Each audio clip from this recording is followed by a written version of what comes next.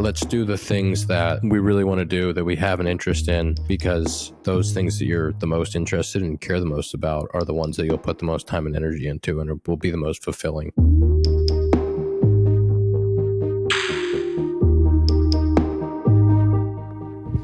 Well, cool, man. As I was saying, we should have done this in person, but it's actually not that bad to just turn on your computer and go into it.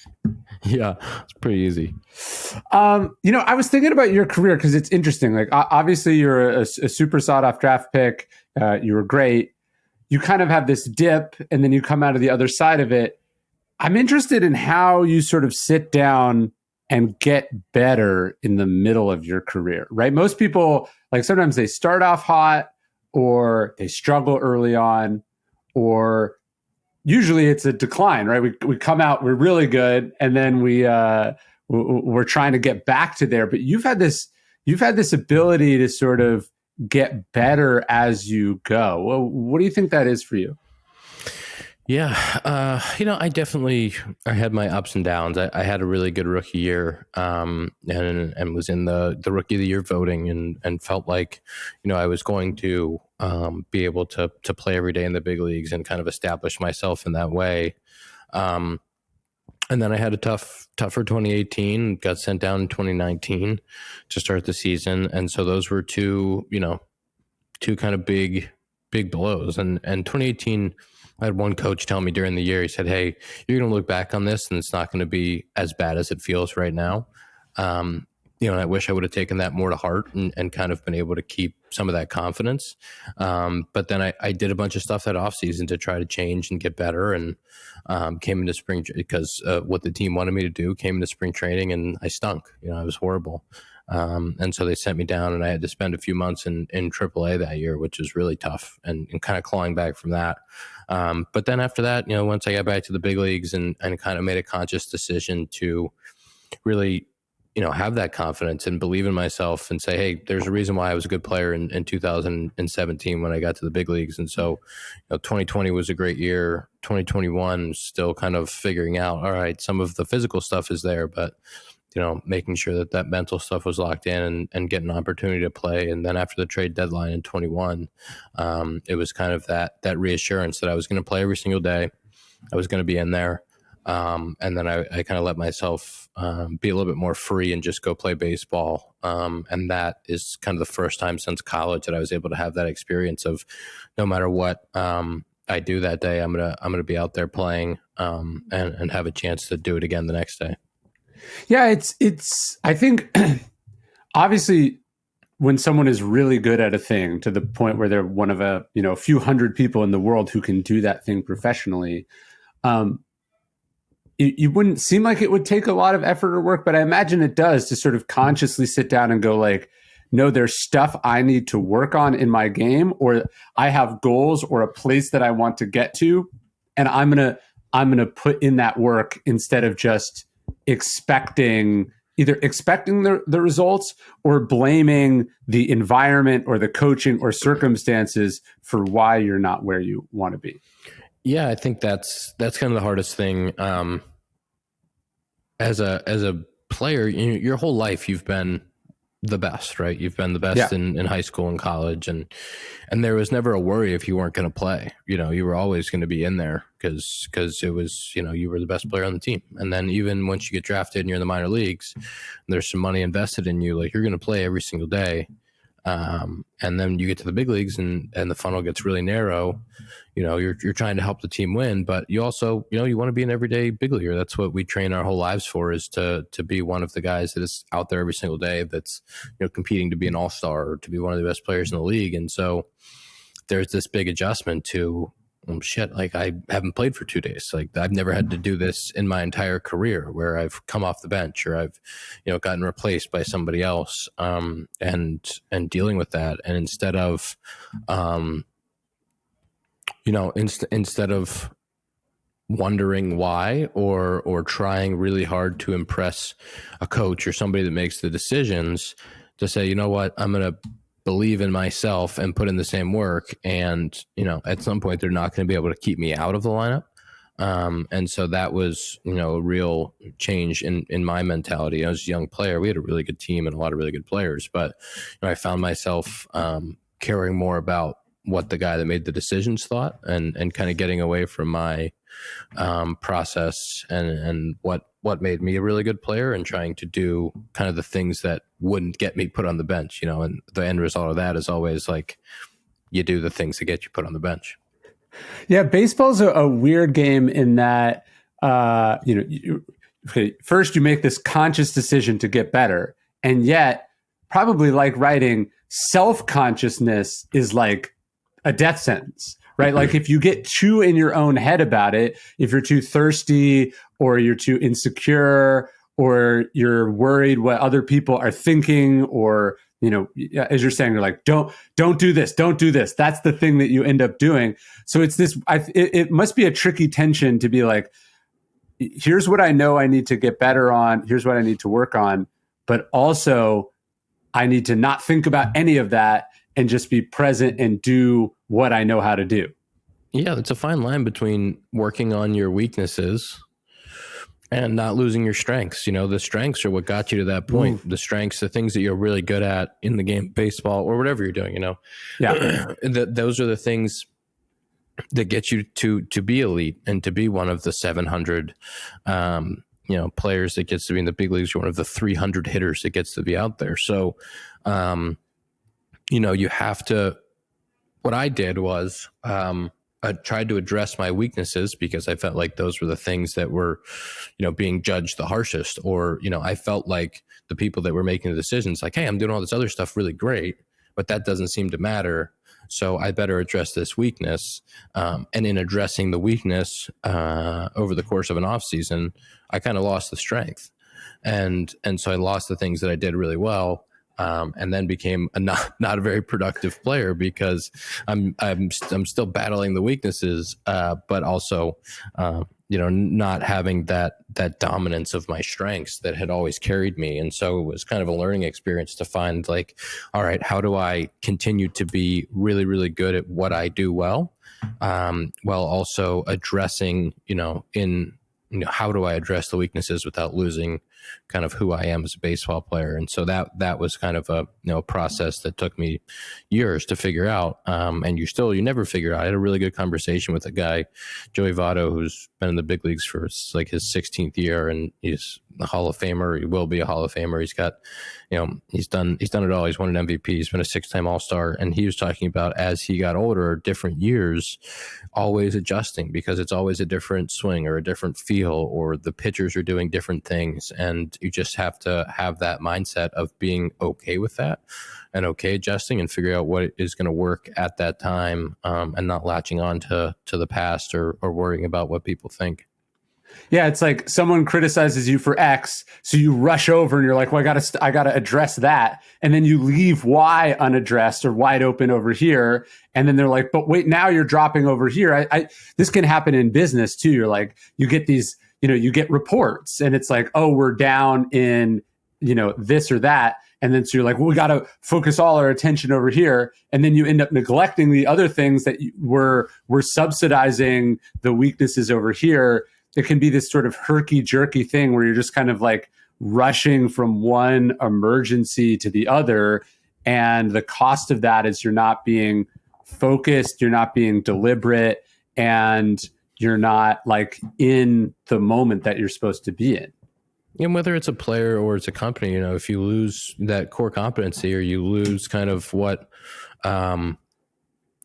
makes you also lose the confidence or the understanding of who you are. Like I had, when I was a young player and coming up and pretty naive, like I had such a confidence or belief in like who I was. And then you get all that criticism, and you get, you're not doing this well, you're not doing this well, you're striking out too much, and you start to lose, well, shit, like I don't know who I am then. And then you also, you don't know exactly who you are as a baseball player. So it took me a couple of years to really like, okay, I'm going to be, this is the version, I have this really, really great understanding of what version I am of myself, who I am, what I do really well, what I don't do well. It's okay to not do some of those things well. We can't all do everything. Even the best players in the world have holes or things they don't do great, but they find a way to manage those. And over the course of a season, I will do more things well than I'll do wrong. And kind of that belief and understanding is super powerful. No, we're talking about it as like the individual, the athlete, the creative, the business owner, which is really interesting and important. The other way to think about it is like, as a leader, you have to make sure you're not fucking with other people in that sense. I remember I spoke at the spring training for the Pirates like 4 or 5 years ago, and Clint Hurdle was telling me that they have a rule, the Pirates, which is a coach is not allowed to give feedback to a player unless they have a relationship or a history with that player. Because if someone's, doing this thing and some coach just comes over and starts fiddling around with, what they're doing, you can mess someone up or mess something up because they're really focused on this thing they're working on.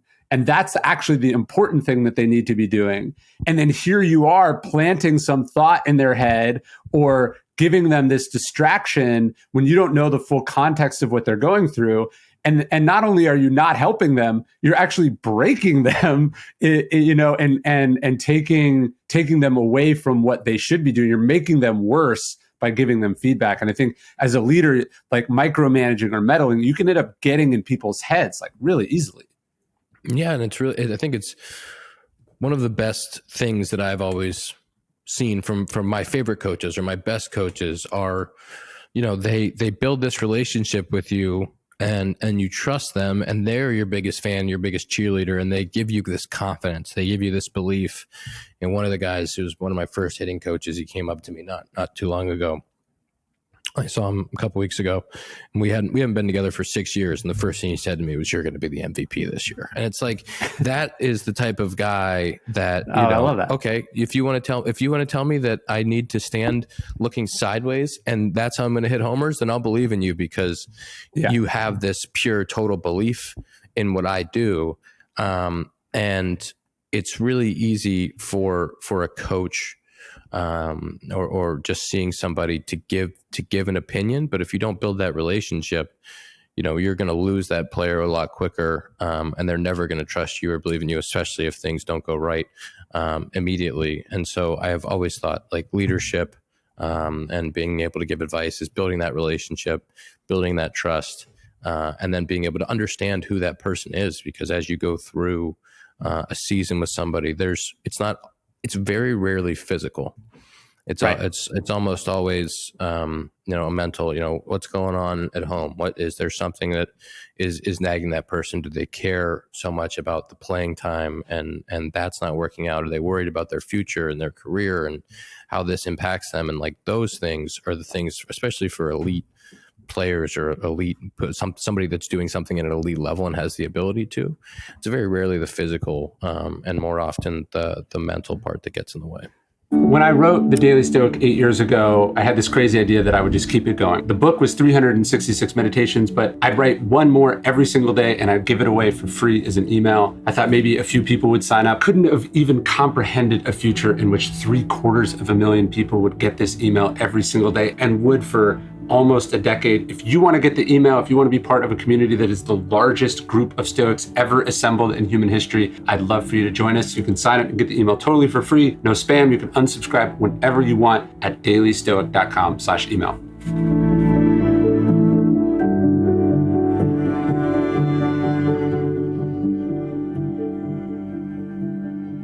Yeah, it's like you walk by and you're like, "Oh, hey, you gotta tighten up your stance, or you're dropping your swing." You're just fucking with something that you don't have the full picture on. When you walk over and just give someone feedback, "Hey, I'd like you to do this. Hey, you got to do this." You don't know why they're doing it that way. You don't know whether they're sensitive to feedback or not sensitive, whether they're going to be a people pleaser. Like you have no idea what you're going on. You have to have, I think, as a leader, you have to be able to step back, see the big picture, and you have to like pick your battles, right? You have to like pick where you're going to intervene and not intervene. You have to let some stuff happen. You have to let people come to you. You can't just go around stirring things up. It's a recipe for disaster.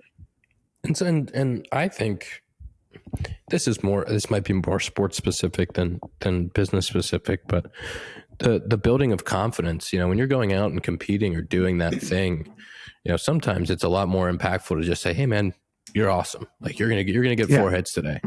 And then that move might clean up. That guy might end up like you wanted him to put his hands up 2 inches taller. Maybe he's just a little bit more confident. And so when he's a little bit more confident in the box and he's got a little bit more swagger, like, oh, that naturally got into a better spot.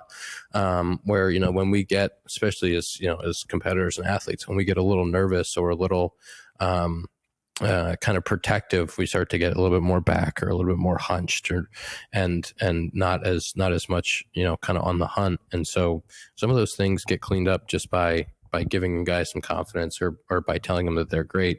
And, and I guess the business parallel to that would be, that sometimes it's more of, understanding or giving someone a pat on the back instead of always rushing to give a critique. Well, it's like almost everyone. Actually, there's probably no person who isn't well served by a little extra confidence or the sense that someone believes in them or supports them. I was just reading Bill Russell's memoir, and he was talking about how as a young athlete, he had this coach and the coach never encouraged him. And he said something about it in an interview. And many years later, the coach wrote him and he said, he said, I didn't encourage you because you were so talented. I knew, that you didn't need it. And he was like, the hell I didn't. Of course, everyone needs it, right? There's nobody who doesn't need it. Yeah. And that's, I think that, I don't know if you've watched the new tennis documentary, or it's on Netflix or like the F1 documentary, but you see these guys at the absolute elite, of their sport. And they're still questioning. They're still, I haven't watched the entire tennis documentary, but my brother was telling me that these guys, they're some of the best players in the world. And they're like, they lose early in a tournament. Like they're like considering retiring. They're like, this is so, it's just so stressful. It's so hard. And I talked to a former player a couple of weeks ago, and he played 13 years in the big leagues. And he was like, yeah. And then you can decide if you want to go through the stress every year. And it's like, yeah, man, it is like, even though we're playing a game and it's great and we get paid and it's awesome, like it's a high level of stress and it's every single day and it wears you down. And that's not dissimilar to any type of business, place or workplace or a sales job or anything. Like it's every day, and it can really grind you down. And if you're going through a period of time where you're not succeeding or things aren't lining up in the way that you think, it can really, really wear you down. And it's not any different in business or in sports or business. And so that just little extra bit of confidence or, someone giving you a pat on the back or telling you you're doing a good job can really go a long way.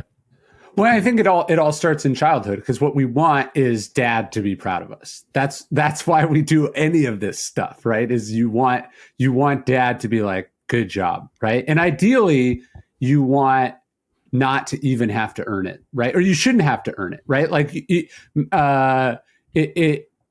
it should be because, as Mr. Rogers famously said, like you make the world special by being you. Like just you being you should be enough. And it never is, right? Of course, but we carry with us, I think, when we think about a coach or the media or even that random person on the street who's saying like, you suck. What we want is that person to like us. We want to feel like we deserve to be here.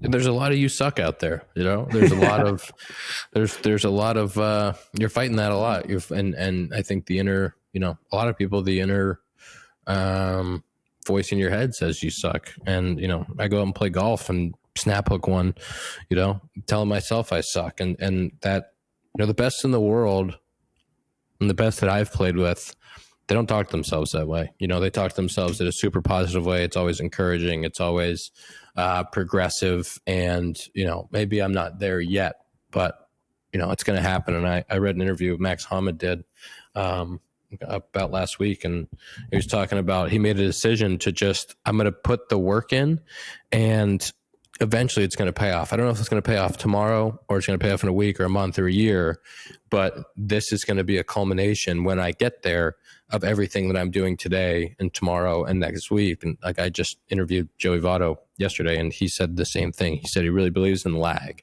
and that there is this as you get into your process, something that you did 6 months ago might have been the reason that you hit that home run. But if you truly believe that all of the work you're putting in is the right thing to do and is going to lead to a positive end result, that's a really powerful way to live and think. And that really struck me, because that's, how I've approached a lot of my work, is that, it might not be an immediate result tomorrow, but continuing to do the right things and really have that belief in yourself is how you get there.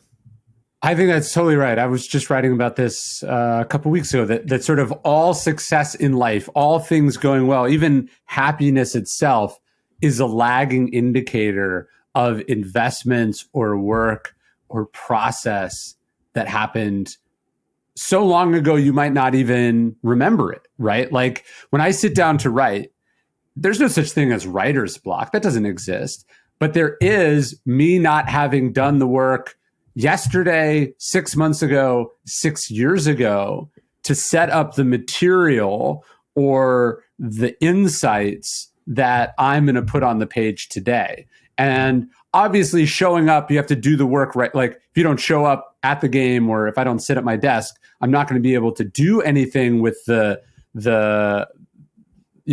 prologue that I put together before. But everything, even like when like me and my wife are getting along well, or the house is clean, anything that's going well in my life, that's because I set up systems before, or I spent time before. Everything you want in life is a lagging indicator of what you did long before that moment when you're enjoying the fruits of it. Yeah. And it's one of the reasons I get super emotional when I think about, kind of where I'm at right now. Like I got to go to my first All-Star game this year. I won my first Gold Glove. I got in my high school Hall of Fame and Cape Cod Hall of Fame, like all this really cool stuff this year. And every time I was joking with my fiance, because it's like, damn it, I can't give a speech without crying. But I get so emotional because it is all of the time and effort that you've put in previously. And I think about that 8-year-old kid or the 10-year-old kid that was in the basement, like throwing racquetballs off the wall, and just like over and over and over and every single day, and all of the stuff that it's all part of it. It's all part of getting to where you are today. And I have such a strong belief that like the most successful people, talk about hard work and work ethic and stuff, but like it's that belief that like it is lagging, and that I'm going to put in so much work that there's no option but to be successful in the end. Does it ever keep you up at night though? Like thinking that, hey, like I am coasting off, what I did a year ago, 5 years ago, 10 years ago, that I'm reaping, what I sowed then. Do you ever think, but like, what about 1 year from now, 5 years from now, 10 years from now? Am I doing what I need to do now in this moment so I can have the lagging indicator in the future? Yeah. I think it's interesting because you continue to put so much work in. Like even in the off season, like it's job, you're at the gym 5 days a week. You do, like I did 30 minutes this morning with my posture therapist, like over FaceTime.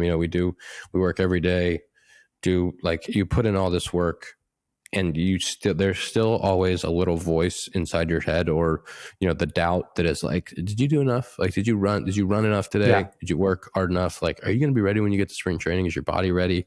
And like being at peace with that, I've done a lot of work on that over the last couple of years, is like you're plenty physical, like your body's in great shape. You're doing everything right every single day. But I think that at an elite level, and that's, kind of the best in the world, they always have that is that enough? Do you need to do more? Yeah. And it's just a little bit of fear. It's a little bit of fear that makes sure that you do all of that stuff. And it's definitely something that I've struggled with, but not for lack of work, but for just the insanity that is like having, like being at this level all the time. Is like, there is always that voice. And it's a combination of like dealing with that, but also like putting the work in every day. Yeah, there's a great book about Bill Bradley, the basketball player, called A Sense of Where You Are. And he has this, Bradley says this thing in the book. He says, when you are not practicing somewhere, someone else is practicing.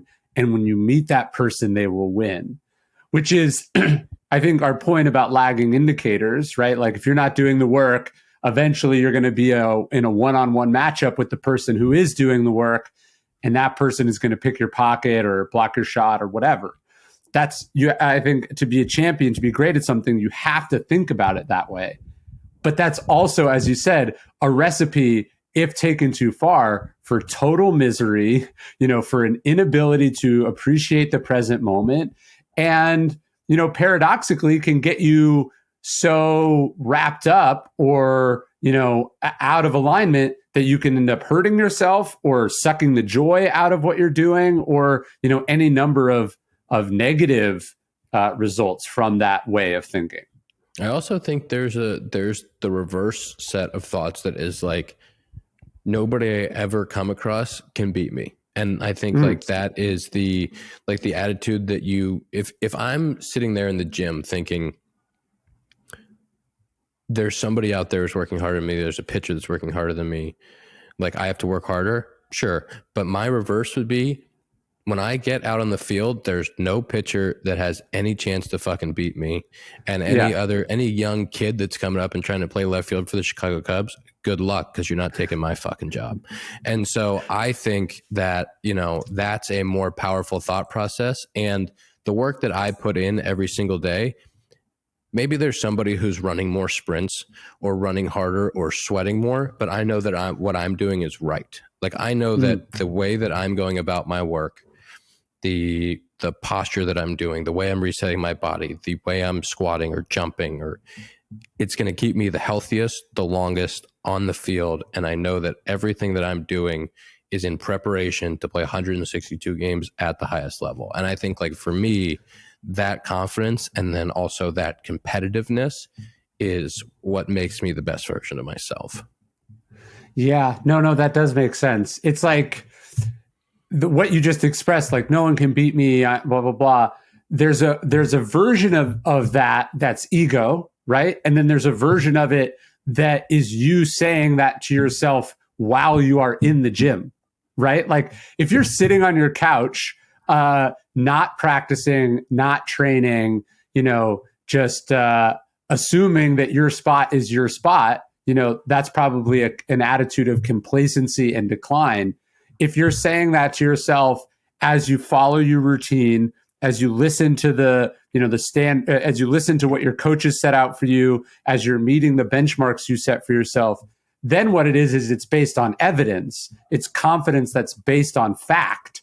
And then that's what allows you to not take it to it's not coming from that place of fundamental insecurity and imposter syndrome and whatever that's making you, fragile. It's actually making you firm and strong and clear about who you are and what you need to be doing.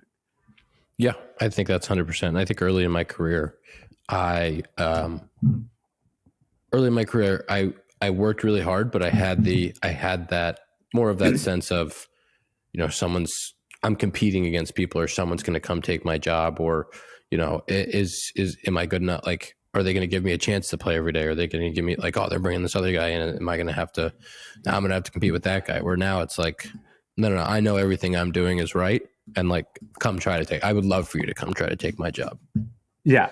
Yeah. I think like, when I wrote my first book, it was like, I didn't know if I could do it. I'd never done it before. It would have been, if I sat there and said, no one can beat me, I've got this, like I'm the best, that would have been preposterously unfounded because literally I'd never done it before. But now that I've written more books than I literally know the number of. It's like 12 or 13, so somewhere around there. Like, I know, not only do I know I can do it and that I can do it at a high level because I've seen the results, but that also helps me, like, when I hit that like dark night of the soul, when I have like my equivalent of a bad game, or, you know, I'm not really feeling it. What I also have is a certain trust in the process where I go, if I show up every day, if I do what I need to do, if I don't quit, like, I know where this goes, and where it goes is success in the end. Do you know what I mean? Like, I've got to imagine. Yeah. But I mean, for you, like, statistically, like, you have games that go well and not well, but you know, now, having been through enough seasons, how that evens out over the course of 162 games, or even one strikeout in the first inning. You know that by the ninth inning, like, chances are you're going to have had some good whacks in there. And yeah, baseball is a compounding game like that. Like, it's weeks and months, and like, if it's always compounding, you know, if 0 for 2 with 2 strikeouts turns into 0 for 4, 0 for 10, 0 for 20, like, at some point in the course of 162, like, you're going to go 0 for 20 or 2 for 20, like, multiple times, even if you're great. Like, you're going to, we were watching TV in the locker room this year. We were in Milwaukee waiting to play a game. Mike Trout, best player of all time to ever do it. He's 0 for his last 13 with like 11 strikeouts. And it's like, okay, it's all right, guys. Everybody look, Mike is 0 for 13 with 11 strikeouts. If that's happening to him, we are all okay. We're all going to be fine.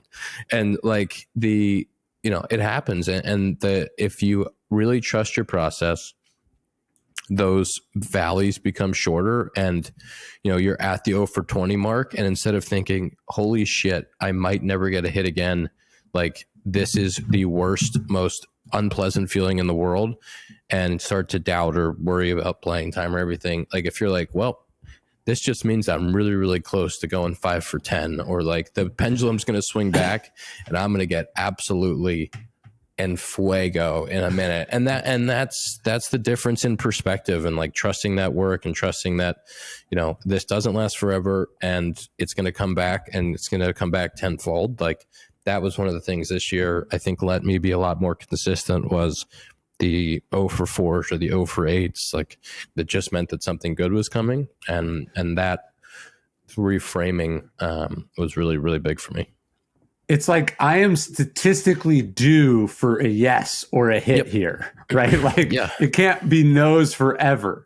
Yep, it's not possible. And I think it's the same, like, whether you're writing or in business, like, if you know that your process makes sense and works, like, eventually, you know, I work with a coffee company in Chicago, and it's same type of thing. If you're going out and trying to sell coffee to people, like, I know that we make good coffee. I know that people really like it. I know that it tastes good. I know that our beans are sourced directly from farms in these countries, and our roasting process is fantastic. Like, I know that if we get enough people to try this coffee, retailers are going to want to put it on the shelves. And if you get a couple no's, or it gets too hard with a grocer, it's like, okay, there's plenty of other places we can sell these things, because I know our quality is better than 95% of what's out there. And so, like, it's the same thing. Just, you have to have that constant belief and keep chugging away at it. So one of the things you mentioned earlier was, like, you don't want to get so obsessed with fixing your weaknesses that you abandon your strengths. But it does seem like when you sort of went through that, you know, that dip, that actually one of the things you did was go, okay, here's what's not working. If I can just make some small statistical improvements there, if I get 10% better at this or 5% better at this, again, over the course of a long season, that adds up in a huge way, right? I think sometimes people go, sales are down, you know, I've got to double the business. No, actually, it's like, hey, if you increased traffic 10% and you increased conversion 10% and you increased, the order value 10%, those 3 small tweaks would actually be an enormous impact on the bottom line. I've got to imagine you're like, if I get a little better at picking which pitches I swing at, if I get a little better at, how I swing, and then I get a little better with what I do after the swing, all of a sudden, like I'm almost an entirely different athlete statistically. Yeah, and it wasn't. I'll give you the example. Like I really didn't handle high fastballs well, left-handed. Yeah. And at that point in the game of baseball, the game was changing. Pitchers were starting to throw these fastballs at the top of the zone. Their spin rate got a lot higher. Some guys were using sticky substance for it, but it was a different pitch that we hadn't seen before, and a lot of guys' swings weren't built for it. Mine was definitely not built for it. And so, my strikeout rate was super high in 2018, and Joe, Matt, and our managers, I'm like going to the office going, hey man, how do I play more? It's like, well, you got to strike out less. Okay. So and I've always had a good eye, and I always walked a lot. So it wasn't that I wasn't walking. It was that I was walking and I was also striking out. I'd foul a lot of balls off, get really deep in counts. And so how do I not strike out? I can flatten my swing and try to hit that high pitch that I know I'm going to see. And then I can make a lot of contact earlier in the at-bat. I can swing more. So in doing that, I lost my ability to hit off speed and hit stuff low in the zone that I dominated. I didn't really hit the high pitch anyway because it's almost impossible. It's like not easy to hit, right? It's just, there's a reason why guys are doing it. It's really tough. Yeah. And I made a lot of contact early in at bats, so I didn't walk as much. So I lost my strength of hitting the ball, the low and off speed pitches. I lost my strength of getting on base and walking. And maybe I'm striking out a little bit less, but it's not that productive. So my adjustment was long term was, oh shit, if I can just foul that pitch off, I don't need to hit it. I don't need to dominate it. But if I can just foul that pitch off and get to the next pitch, like I'll try not to swing at it before 2 strikes because I know I'm not going to have success on it. And then if I can just, when I get to 2 strikes, I have a slightly different swing or a version of my swing that can just touch it and get me to the next pitch. Well, then I can still focus on dominating my strengths. I'll still walk. I will actually strike out less, but I'm still going to do the damage and, just wait for that guy to make a mistake that I can actually hit. And that was like the big aha was like, I don't have to crush this pitch because nobody does. But if I just don't swing and miss at it, or don't swing and miss at it as much, like now we're on to something. And so that was kind of the, and then you get a little bit better at it, then you hit a couple of them or you clip a couple of them, gets out of the scouting report, and you have this effect. But it was also a lot more freeing for me to say, I don't have to crush it. I just have to be able to foul it off and get to the next pitch. That was a more freeing version of myself than the guy that's trying to absolutely demolish a pitch that he has no business swinging at.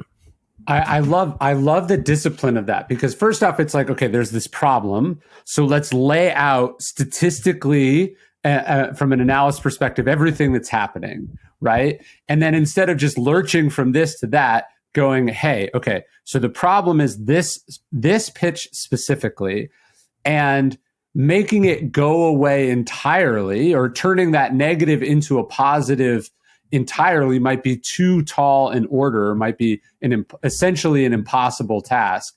But if I can just do this thing that mitigates it, that prevents it from being like a death sentence in the sense that it's leading to strikeouts, then you're getting a different opportunity that does play to one of your strengths. Ego would be like, I got to do this impossible thing. I got to magically get, better at this thing that nobody is good at. But I think wisdom and confidence goes, yeah, here's how I just stop that or send it off in the other direction. And then it puts me in a position where I can do what I'm good at doing. I think what we talked about with leadership, like that's the best leaders are the ones that can, if an employee or the company is having a problem, can look at it in a 3-dimensional way and not panic into, well, to be better, you must do the thing that you're bad at. Let's look at it as this whole picture. And, is there a smaller or more incremental change that we can make to make the entire picture look better. It took me a couple years to figure that out, and a lot of searching within myself and trying, and a lot of trial and error, but and cost me, some time and money in the big leagues. But you have to get there one way or the other. It's amazing how simple it is. I think people are often surprised at the highest levels how simple solving huge problems are. I was reading about Russell Wilson, who had this, high expectations for a great season. It does not go well. A bunch of reasons why. But Sean Payton, who may end up as the coach of the Broncos, was sort of like, he was asked, what would you do? And he was like, well, look, I'd look at every play over the last season. He said throws of more than 30 yards or offensive plays over more than 30 yards where it worked, right? Like, what are the ones that are working? And he's like, because some of them are working. And he's like, once we know what's working, we can do more of what's working and a lot less of what isn't working. And you're like, wait, that's the solution to a guy who has a $250 million guaranteed contract? That's what the Broncos are going to trade a first-round draft pick for, and you're going to get paid $10 million a year for? And it's like, yeah, that's literally how tough problems are solved. Like, What's working? Let's do more of that. And what's not working, let's try to do less of that. I read this really good article. It was from, I think it was the Harvard Business School or Harvard Business Review, and it was about Toto Wolff and the way that the Mercedes AMG F1 team goes about, failures and successes. And he talked about when the team has a success, instead of just celebrating and saying nice job and moving on, they look at why they were successful. They always want to know why they were successful. What went well? What was the reason for that? Because it's really easy when something sucks and you have a shit week to go, what happened? What happened? Yeah. We need to fix that. We need to fix the problem. We need to fix the problem. But you don't always look at the successes. And he said, for them, we need to know why we were good. And we need to keep doing more of the reason why we were good so that we don't lose it. And, same thing, we have to evaluate the issues, but now our fix is going to be to do more of what went well instead of focusing so much on what the problem was. And I thought that was a fascinating way to look at an organization, especially an organization like that is, 1,000 people working on a car for two guys to drive. Well, I think about that as a human being. I go like, when am I happiest? Like, when do I feel like this is what I want my life to be? And then going to our point about lagging indicators, what were the decisions or choices that led up to that being the case?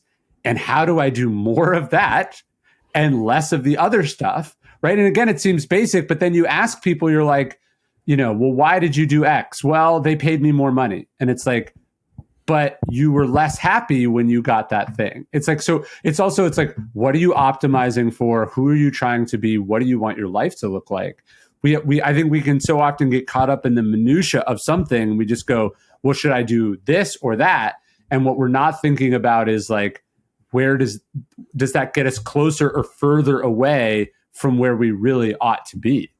I also think there's a lot of following, or there's a lot of, here's what it looks like is making other people happy. Here's what people around me are doing.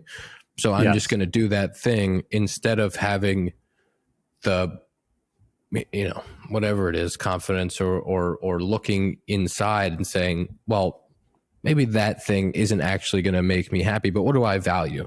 And if I really know what I value and the things that make me happiest and the things that lead me to kind of peace and clarity of mind, like those are the things that I want to put at the forefront. And I don't need to be chasing all this other stuff. I think that's a pretty powerful way to look at happiness and just life overall as well. Yeah, there was a philosopher named Rene Girard, and he said basically, because we don't know what we want, we just want what other people want. And then we wonder why when we get there, it doesn't actually do anything for us. And you go, man, yeah, I was following in the footsteps or emulating someone who is miserable, or, I would never want to trade places with. Like, you got to figure out, sort of where you want to end up, what's actually important to you, even going to this thing about strikes, like knowing, hey, the kind of hitter I am is this kind of hitter. So if I'm trying to solve this problem, but it comes at the expense of me not being able to be the kind of hitter that I'm world class at, like the cure is worse than the disease. Yeah, and then I shouldn't even try in the first place. I should just stay doing this thing. And that, yeah, I think that's it's more than half the battle. That is the battle, is having an understanding of what, before you even start down the path of the journey, is having an understanding of, the whole picture and what does make you that person, or that the version of yourself that you believe the most in. And that starts with really looking inside first. Yeah, Seneca, one of the Stoics, he said, tranquility or peace or equanimity, he said, is a sense of the path that you're on. And he said, and it's the ability not to be distracted by the paths that crisscross yours. He said, especially from those who are hopelessly lost. And I think I'm sure you've talked to some of the most successful people in their given fields. I think that's a very common thread that I've seen, is that these people that are at the highest level doing the most successful things, that there's people talk about it as like a focus or a laser focus, but is really an understanding of like what they're doing in the path, and still having the ability to learn and be capable of discovery or understanding, but also being able to go, I see that, but it's not for me, or it's not what I want to do right now. And being able to stay on that path there. I have teammates or people that I've been around, and it's like, they're so laser focused and give so much effort to that one thing. We only get to do what we get to do for, 10, 15 years, Nobody plays 20 years anymore. Yeah. Nobody plays 20 years anymore. If you make it to 10, it's an absolute miracle. 15, like, you should have a plaque somewhere. Yes. Or statue. Like, that's where the game is right now. And so for us to be able to be completely and totally laser focused on that path and what that is. And then at the end, you get to look up and go, oh, all right, I did that. But, I say all the time, this is something that it didn't start when I got drafted. Something I've worked towards since I was 8 years old, and it's one of, if not the most important thing I'll ever do, because of all the time and effort that I've put into it. Well, isn't that just a sort of an extension of what you were talking about earlier, which is sort of pitch discipline, like which pitches to swing at, and which to let pass you by entirely, which ones to maybe tip off a little bit, but knowing like, hey, my pitches are these three, and pretty much everything else is for everyone else, and to have both the skill to be able to hit your pitches, but I think also the discipline and the sense of self it doesn't matter that the announcer's like, why isn't Ian swinging at that? Or even if your manager's like, what the fuck, to be like, no, that's not me, man. Or that's not even the best version of the pitches that I look for. And I'm gonna let that go by. Yeah, and being okay with that, because it's over the course of a game or a week or a month or the season. And like, if you can be okay, there's times when you're going to get fooled, or there's a first pitch fastball and you're looking for a slider, and that the slider is the right thing to do, and you take it, and then he throws another one and you're 0-2, and then he gets you on something nasty, and you go, you know what? I'm going to stick to my plan. You got me, but I know if I do that over the course of 600 at-bats this year, I'm going to be okay. And if the guy throws me a first pitch fastball and then I chase the next one over the course of 600 at-bats, it's going to be pretty ugly. So if I can just stay in that process and really have that total belief that you might have got me this time, but the next time I'm going to come in and do the same thing, and more times than that, I'm going to have success. Like, that consistency breeds success, and I really believe that. But what about not being greedy? I had Steven Ranella, the hunter, on the podcast a while ago, and he had a rule that I think about often, both hunting and in life. He says, never pass on something on the first day of the hunt that you would be happy to get on the last day of the hunt, right? Because you're like, oh, I'm waiting for something bigger, better, easier, but you've got something pretty damn good in front of you right now. Yeah, I like that a lot. I think that's I think especially in baseball, whether it's a place that you're playing or guys that get to the big leagues and have a chance to play and it's never enough, or they're never never happy with the position you're in. There's a good chance that you could look back on that and say, shit, when I was, when we had that team in 2017 that made that playoff run, like that was pretty fucking good. Yeah. And I walked away from that or I didn't take it all in while I was there. And I think, that's, to me, living in the moment and being like super appreciative of what we get to do every day is part of that. And I really, over the last couple of years for sure, with, we had a team in 21 that I played with the guys for 5-6 years, got broken up a little bit.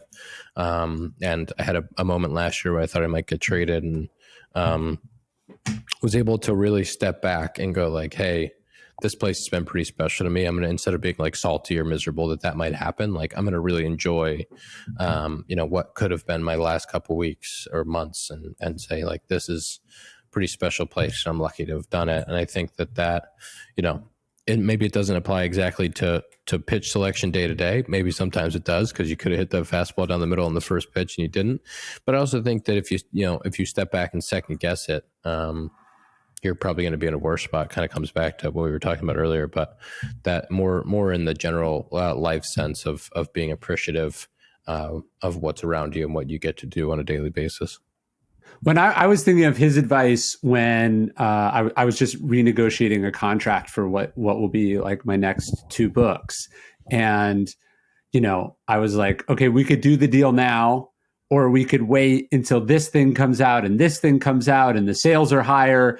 And I was talking with my agent. I was like, let's say everything goes right, and we're in this ideal, better situation 18 months from now or 24 months from now. I was like, how much more are we talking about? Right. And he's like, 10%, or what? And I was like, sign the papers. You know what I mean? Like what I have is good. And it's not even taking risk off the table. It's like, if you had asked me a few years ago if I'd ever be in this circumstances, I would have jumped on it in 3 seconds. I'm not going to get greedy here, and I'm not going to cause drama and complications and tension in my life optimizing for money, which wasn't even the reason I got into this thing to begin with. Yeah, the goalposts are always moving.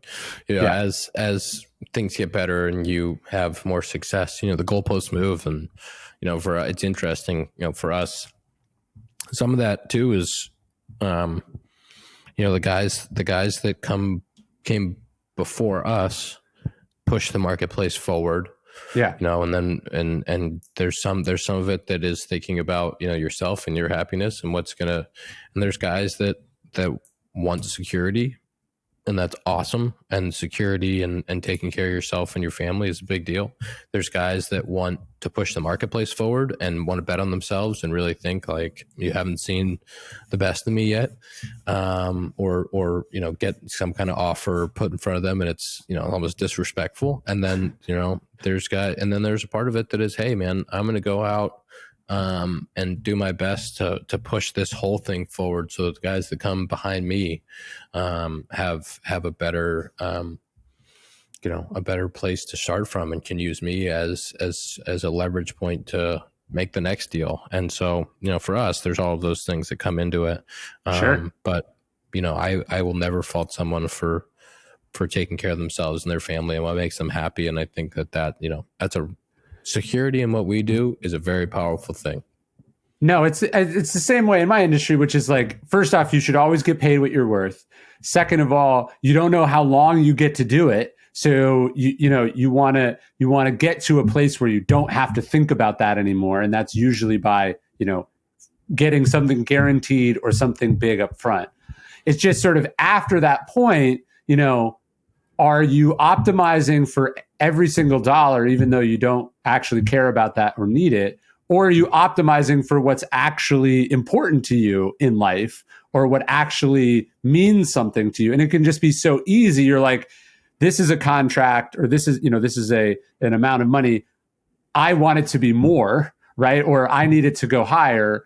And you're not really asking why. You're just thinking, well, it's because more is always better. But is it always better? And, why do you feel that way? I was talking to a college coach the other day, and he was telling me, he's like, my main thing every year was like, was I in the top 10 of the highest paid coaches? He's like, that's how I judged whether I was successful, whether my agent was successful. And he's like, what a terrible way to measure your career. You know what I mean? He's like, that's not what matters. I mean, obviously he wants to get as big a contract and as guaranteed a contract as possible. That's just basic self-interest. But like, how are you measuring your life and what are you prioritizing for? That's really what matters. If you're at 12 or at 9, is it really that big of a difference? But I recently had this kind of experience last year going through a contract negotiation with an equipment provider. Yeah. And looking at, all right, there's a big number, or for what is equipment in baseball, there's a big number over here, but I don't really like that thing. Like, I don't actually want to use that. And I might be actually uncomfortable using that. I don't need to sign that big contract, but I have this other thing over here that is much smaller, but I'm actually going to like using that product, and like, I'm going to be comfortable. It's going to feel good. I know that I've used it in the past and I've liked it. And, making that decision to be more comfortable and to give up the dollars, it was kind of the first time. It definitely was the first time in my career for an equipment deal that I had really done that. And it was like, it was a product of one, like actually making more money to play baseball. And so that dollar amount didn't matter as much, but also like, like, this is the right thing to do. And the right thing is to leave some money on the table to go with the thing that I like. And I think my brother and I have done a lot of stuff off the field together, with different things, coffee company or equity investors and a bunch of different stuff, and negotiating small field deals, and like getting to that point of like, let's do the things that we really want to do, that we have an interest in, and isn't always like a grab on making sure that, because those things that you're the most interested in and care the most about are the ones that you'll put the most time and energy into, and will be the most fulfilling. When it's like, if you can't say no, right? How successful or rich or powerful are you, right? Like, no one's putting a gun to your head. But if there's something in you that can't say, I don't really want to do that, and I don't actually need to do that, like to feed my family, and there's no like charitable cause that I was going to give that, there's no one benefiting from this except for the balance in my bank account that, there's no one benefiting here but the bank, right? And the IRS. And you still can't say no to that because there's some fundamental insecurity or, scarcity mindset in you. Like, you're not really that successful, right? Like, you might be on paper compared to most people, in this extremely strong position, but you're actually quite weak and vulnerable because in your mind, you don't see yourself that way. Yeah. And there's definitely a lot of freedom in the ability to be able to say no and to be happy with what, whatever it is, whether it's what you have or giving up some of that, like the freedom of that, and is so much more powerful than the chasing of the alternative.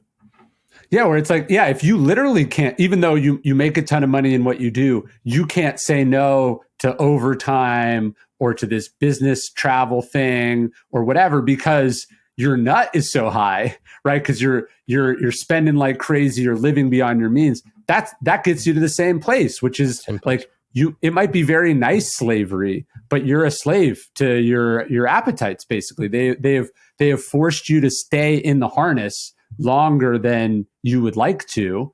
And yeah, a lot of people are in that position, and it's no one's fault but their own. Yeah, and I think it's part of that. Being able to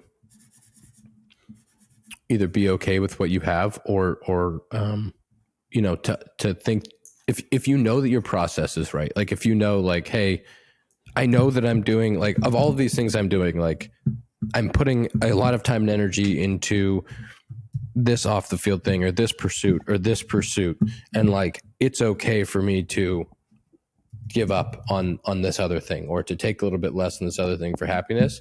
Like, if you're insecure and you don't believe that the process you have is right, or that you are doing the right things, like, I think that's where the insecurity comes in, of you can't take less than, every single dollar, because there isn't that, that's the measure of yourself, as opposed to being fulfilled with the rest of it. Yeah, I mean, it goes right to what we were saying about with Seneca. If you know the path you're on, you're not distracted by every off ramp. You're not like, well, I could go over here and I could go over here. You're like, this is the off season. The off season is for me. It's not for filling up with, it's not for filling up by saying yes to literally every request that I get. Yep, I've done a lot. I've done a lot of that. Me too.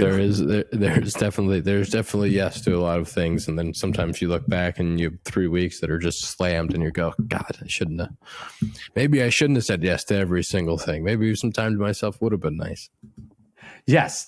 You, and then hopefully you get a little better going forward. Sometimes the only way you can learn, man, I shouldn't have said yes to that, is by, saying yes a bunch of times and going, what? Wait, why did I agree to this? Why am I here? Sure. And then I'm going to do a little bit better next time. Yeah, it is always a learning process. That's for sure. Well, man, this was so awesome, and I really appreciate it. And I'm a big fan, and I'm glad we got to do it. I'm glad you said yes to this interview. So thank you. Yeah, this was a blast. Thank you. All right, here, let me hit stop, and we'll make sure it gets uploaded.